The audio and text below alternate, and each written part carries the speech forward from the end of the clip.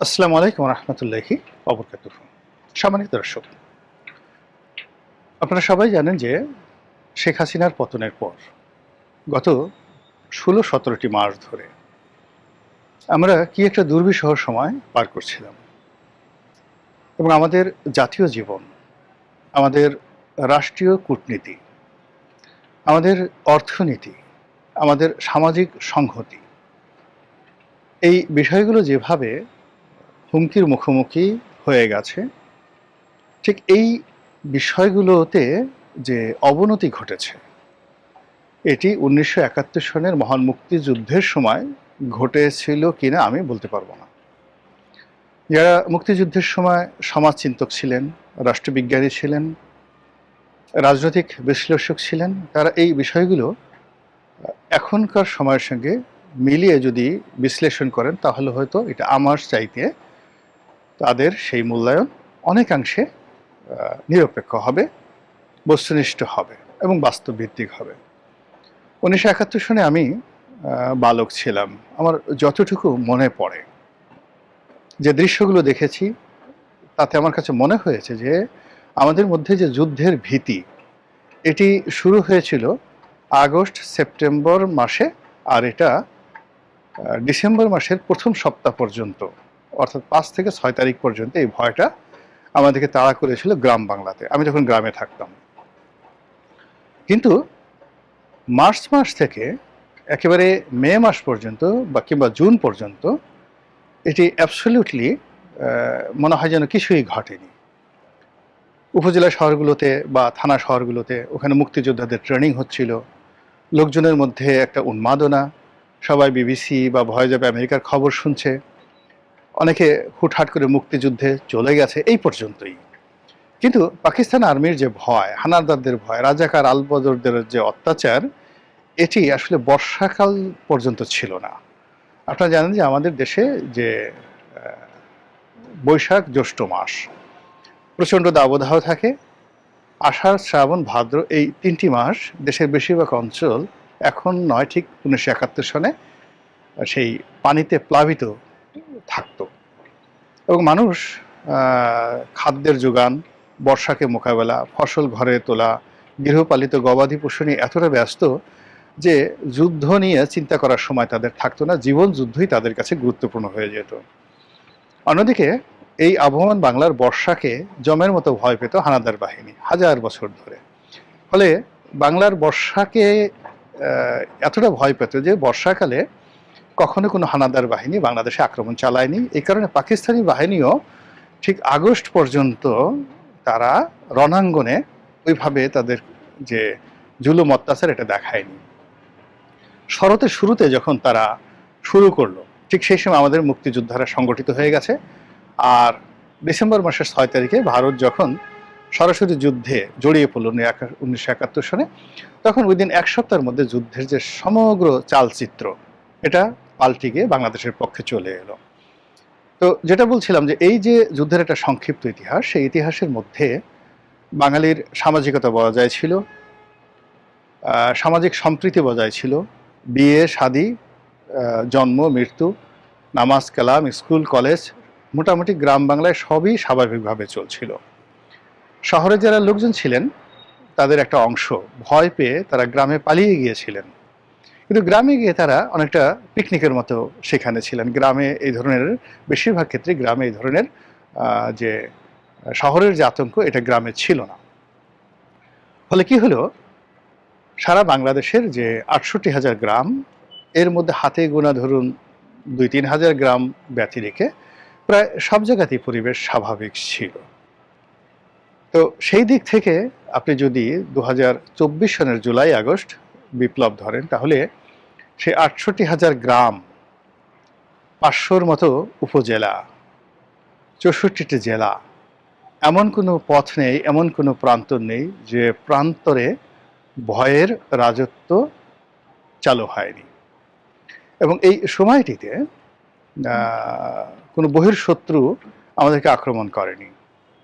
আমাদের নিজেদের মধ্যে যে শ্রেণী শত্রু, আমাদের যারা ভাই বোন, দীর্ঘদিন আমরা এই সমাজে বসবাস করে আসছি, তাদের অনেকের সঙ্গে আমাদের রাজনীতির বিরোধিতা ছিল, প্রতিদ্বন্দ্বিতা ছিল, ক্ষেত্র বিশেষে শত্রুতা ছিল। এই মানুষগুলো একে অপরের জন্য এই গত 16-17 মাসে রীতিমতো জমদূত, আমার ইচ্ছে ছিল আজরাইল বলার, কিন্তু এখানে ইচ্ছে করে আজরাইলটা বললাম না, এর সঙ্গে ধর্মীয় একটা অনুভূতি জড়িত। আমরা এটাকে বলি মৃত্যুদূত বা যমদূত। তো যমদূত যেভাবে এসে একটি মানুষের টুটি চেপে ধরে, পৃথিবীর কোনো আকুতি যমদূতকে তার কর্ম থেকে যাকে বলা হয় নিবৃত করতে পারে না। তার মায়া নেই, দয়া নেই, তার কামনা নেই, বাসনা নেই, কেবলই মাত্র অন্যের প্রাণ হরণ তার একমাত্র উদ্দেশ্য। ঠিক একইভাবে শেখ হাসিনার পতনের পর আমরা এই বাংলায় যেটি জিনিস দেখলাম, যে কিছু মানুষ রাতারাতি যমদূত হয়ে গেল, কিছু মানুষ হায়না হয়ে গেল, কিছু মানুষ যাকে বলা হয় আরও যে হিংস্র প্রাণীগুলো রয়েছে কীট পতঙ্গ হয়ে গেল। তারা মানুষের জীবন, মানুষের যৌবন, ধন সম্পদ, স্ত্রী পুত্র কন্যা থেকে শুরু করে গৃহপালিত গবাদি পশু সব কিছু তছনছ শুরু করলো। তাদের সেই তছনছের কারণে ওই দিন অল্প সময়ের মধ্যে, মানে যে অর্থনৈতিক উন্নয়নটাই এবং যে অর্থনৈতিক স্থিতিশীলতাটি বাংলাদেশে প্রতিষ্ঠা পেয়েছিল গত 15 বছরে, সেটি 15 দিনের মধ্যে তছনছ হয়ে গেল। এবং সেই তছনছ হয়ে যাওয়া অর্থনীতির যে চাকা এখনো পর্যন্ত কিন্তু চালু হয়নি। এর মধ্যে দেশে উগ্রবাদ এমনভাবে বেড়ে গেছে, কিছু রাষ্ট্র বিশেষ করে পাকিস্তান, তুরস্ক বাংলাদেশের অভ্যন্তরীণ রাজনীতিতে এত বেশি বাড়াবাড়ি শুরু করেছে, যেটি এখন রীতিমতো নির্মমতার পর্যায়ে পৌঁছে গেছে। এবং তাদের সেই উলঙ্গ উল্লম্ফন, মানে ন্যাংটা হয়ে যখন কেউ লাফালাফি করে, এটিকে বলা হয় উলঙ্গর উল্লম্ফন।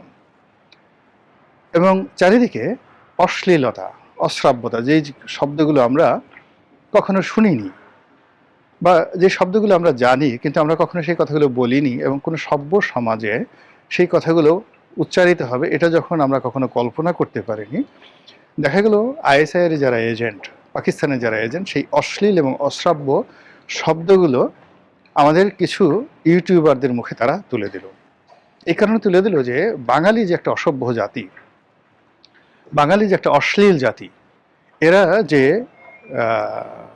পেটের আবর্জনা মুখে নিয়ে ঘুরে বেড়ায়, এরা যে মানুষের যে পায়ুপথ এবং যৌনাঙ্গ, এই দুটো অঙ্গকে চশমা রূপে, বাইনোকুলার রূপে নিজেদের চোখের সঙ্গে লাগিয়ে এবং যত রকম পৃথিবীর দুর্গন্ধ রয়েছে সমস্ত দুর্গন্ধ সারা শরীরে মেখে, এরা যে একটা নিষিদ্ধ প্রাণী, হারাম প্রাণী, ইসলামের দৃষ্টিতে হারাম প্রাণী একটা পশুও রয়েছে, আমি নামটা উচ্চারণ করলাম না, আচার আচরণের সেই হারাম প্রাণীদের প্রতিনিধিত্ব করে। এটি কিছু ইউটিউবারদের মাধ্যমে যখন পুরো বাঙালি জাতির চরিত্র হনন করার চেষ্টা করা হচ্ছিল, ঠিক সেই সময়টিতে 1971 সালের মতো রাশিয়া বাংলাদেশের অস্তিত্ব রক্ষায়, সভ্যতা রক্ষায়, স্বাধীনতা এবং সার্বভৌমত্ব রক্ষায় এগিয়ে এসেছে বলে নানা মাধ্যমে কূটনৈতিক মহলে কথা বলার চেষ্টা হচ্ছে বা একটা ন্যারেটিভ তুলে ধরার চেষ্টা হচ্ছে। আপনারা জানেন যে বাংলাদেশের প্রধান রাজনৈতিক দল বিএনপির ভারপ্রাপ্ত চেয়ারম্যান জনাব তারেক রহমান সাহেব দীর্ঘদিন ধরে সুদূর প্রবাসে অবস্থান করছেন। তো তিনি প্রবাসী থেকে তার দল পরিচালনা করতে গিয়ে নানা রকম বাধার সম্মুখীন হচ্ছেন, এবং এটা হয় না, রাজনীতি একটা প্র্যাকটিক্যাল বিষয়। এখানে সরাসরি মাঠে উপস্থিত না থাকলে আসলে রাজনীতির যে পরিপূর্ণ নিয়ন্ত্রণ কখনোই কোনো নেতার হাতে থাকে না। তো শেখ হাসিনার জামানাতে তিনি দেশের বাইরে থেকেছেন, এর কারণ হলো তার বাংলাদেশে আসার মতো অবস্থা ছিল না, কোনো পরিস্থিতি ছিল না, আর সরকারও সেটা চায়নি। কিন্তু যখন একটা পট পরিবর্তন হলো, তখন এই বৃহত্তম রাজনৈতিক দলটিকে আগুলসালো করার জন্য, এটিকে ব্যাকফুটেজে পাঠিয়ে দেওয়ার জন্য যে চেষ্টা এবং তদবির হচ্ছিল, এবং যে রাজনৈতিক শূন্যতা তৈরি করে একটি অরাজকতার পরিস্থিতির মাধ্যমে যারা 71-এ পরাজিত শক্তি, তারা যেভাবে সংগঠিত হওয়ার চেষ্টা করছিল, আবার যেভাবে পাকিস্তানের সঙ্গে অন্তর্ভুক্তি করা, অন্ততপক্ষে সাংস্কৃতিকভাবে, রাজনীতির যে ধর্মতত্ত্ব সেইভাবে, কিংবা বাংলাদেশে একটি ইসলামী রাষ্ট্র কায়েম করার ব্যাপারে, একটি এমিরেটস কায়েম করার ব্যাপারে, একটি খিলাফত কায়েম করার ব্যাপারে যেভাবে তৎপরতা চলে আসছিল, এটি সভ্যতার জন্য, গণতন্ত্রের জন্য, স্বাধীনতার জন্য, সার্বভৌমত্বের জন্য রীতিমতো একটি হুমকি স্বরূপ। তো এই অবস্থাতে আমাদের যে ডিপ স্টেট পলিসির যারা প্রবক্তা ছিলেন মার্কিন যুক্তরাষ্ট্র, এবং এই ঘটনার সঙ্গে ভারতও জড়িত ছিল, শেখ হাসিনার যে পতন, সেই পতনের সঙ্গে ভারতের কিছুটা হলো তাদের সংযুক্তি রয়েছে, এবং একই ঘটনা তারা 1975 সনে ঘটিয়েছিল। এর কারণ হলো আপনি দেখেন অনেক সময় নিজের ঘরের সন্তান বা নিজের পেটের সন্তান, ওরজার সন্তান পিতামাতার জন্য ভয়ঙ্কর হয়ে ওঠে। তখন সেই সন্তানকে শিক্ষা দেওয়ার জন্য পিতামাতা যে শাস্তিমূলক ব্যবস্থা নেয় বা তাকে বোঝানোর জন্য যে তুমি যে কাজটি করছো সেটি ঠিক নয়। আওয়ামী লীগের 2021 সন থেকে আওয়ামী লীগের যে আচরণ, অনেক আচরণ ভারতের পছন্দ হচ্ছিল না। শেখ হাসিনা নিজের পায়ে দাঁড়াতে চেষ্টা করছিলেন, তিনি ভারতের কর্তৃত্ব থেকে বের হওয়ার চেষ্টা করছিলেন, তিনি চীনের সঙ্গে একটি বন্ধুত্ব সম্পর্ক, আমেরিকার সঙ্গে একটি কূটনৈতিক সম্পর্ক স্থাপনের চেষ্টা চালিয়ে যাচ্ছেন। এটি ভারত কোনো অবস্থাতেই মেনে নেয়নি। ভারত এখানে একেবারে পরিপূর্ণভাবে 100% দাসত্ব তারা কামনা করছিল, যেটি শেখ হাসিনা আসলে নিতে পারেননি। এর ফলে যেটা হলো, শেখ হাসিনাকে একটা শিক্ষা দেওয়ার দরকার ছিল। ফলে কি হলো, ভারতের যে অন্তর্নিহিত বেদনা, মার্কিন যুক্তরাষ্ট্রের ক্ষোভ, আমাদের দেশে আওয়ামী লীগের যে সকল অপশাসন ছিল, কুশাসন ছিল, ছাত্রলীগ যুবলীগ নিয়ে, আওয়ামী লীগ নিয়ে যে অভিযোগ ছিল সমাজে, সব মিলিয়ে যখন একটা বিপ্লব, বিদ্রোহ, গণ অভ্যুত্থান ঘটার একটা পরিবেশ পরিস্থিতি হলো, ঠিক সেই সময়টাতেই জুলাই আগস্ট বিপ্লব সংগঠিত হয়ে গেল। এটিকে এখন অনেকে বিপ্লব বলছে না, গণ অভ্যুত্থান বলছেন। সেটি সংগঠিত হয়ে গেল।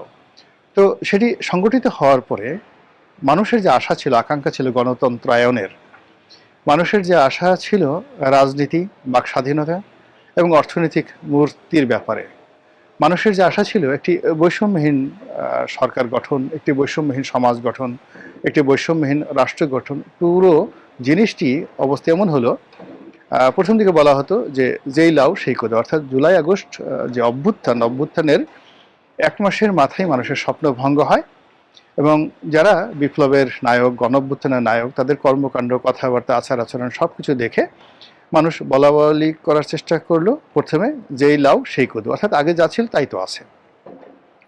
পরবর্তী মাসে বলা শুরু হলো আগেই ভালো ছিলাম, এখন যা আছে তার সাথে আগেই ভালো ছিলাম।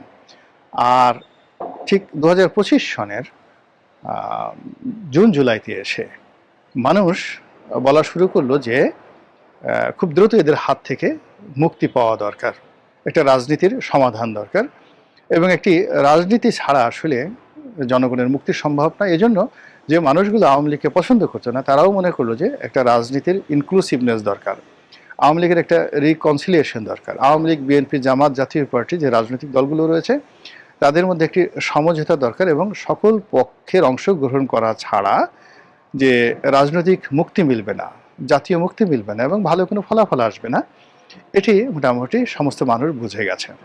তো যখন জনগণ মুখ ফিরিয়ে নিয়েছে, ঠিক সেই সময়টিতে যারা এই ডিপ স্টেট পলিসির জনক, কিংবা ধরুন যারা এই আইএসআইয়ের এজেন্ট, পাকিস্তানের এজেন্ট, তারা অনেকটা বেপরোয়া হয়ে পড়ল। তারা যে কোনো মূল্যে একটা বিপ্লবী সরকার করতে হবে, যে কোনো মূল্যে আরও অরাজকতা করতে হবে, যে কোনো মূল্যে নতুন নতুন সমস্যা তৈরি করতে হবে, এই বিষয়গুলি নিয়ে যখন একটা ভাইব তৈরি করার চেষ্টা করছে, ঠিক সেই সময়টিতে হঠাৎ করে বিএনপির যে চেয়ারপারসন জনাব তারেক রহমান, তার যে বাংলাদেশে আগমন, এই বাংলাদেশে আগমন সমস্ত মানুষের চিন্তা চেতনাকে অনেকটা উল্টে দিয়েছে। এবং তার আসার পেছনে জনাব ভ্লাদিমির পুতিন কিংবা রাশিয়ার যে কূটনৈতিক মহল, তাদের একটা গ্রিন সিগন্যাল আছে, অনেকে বলছে ভারতের একটা গ্রিন সিগন্যাল আছে, এবং তারা তাকে প্রোটেকশন দিয়ে, নিশ্চয়তা দিয়ে বাংলাদেশে পাঠিয়েছে, যাতে করে একটা রাজনীতির সমতা হয়। এটি নিয়ে বিভিন্ন পক্ষ বিপক্ষ নানা রকম সমালোচনা করার চেষ্টা করছেন, কিন্তু আমি মনে করি ব্যক্তিগতভাবে যে যা কিছুই হোক না কেন, একটা গণতন্ত্র আসুক। এদেশের যারা বাসিন্দা আমরা সবাই মিলেমিশে থাকি। আমাদের দেশটি উন্নয়নের যে ধারাবাহিকতা শুরু করেছিল সেই ধারাবাহিকতাটা বজায় থাকুক এবং আমরা যে যার অবস্থানে ভালো থাকি। মহান আল্লাহ রাব্বুল আলামিন আমাদের সবাইকে হেদায়েত দান করুন এবং হেফাজত করুন। আসসালামু আলাইকুম ওয়া রাহমাতুল্লাহি ওয়া বারাকাতুহু।